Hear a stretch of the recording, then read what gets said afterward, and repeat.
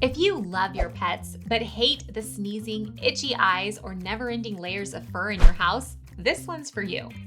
Pet dander is more than just fur.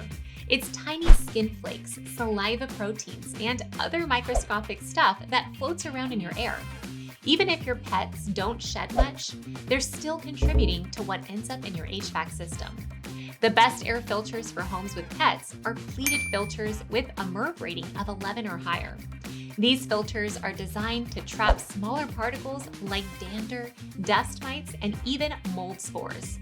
Things that basic fiberglass filters just miss. If you've got more than one pet or a breed that sheds a lot, consider checking and replacing your filter every 30 days instead of every 60 or 90.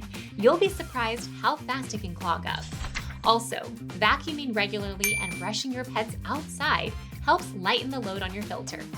Think of your HVAC filter as your backup plan, not your only line of defense. I'm Miranda, and I'll be back soon with tips on what kind of air filter to use if you've got a new baby at home. Hit that subscribe button if you're a pet lover who's trying to breathe easier, and check out our TikTok for quick home tips and filter hacks.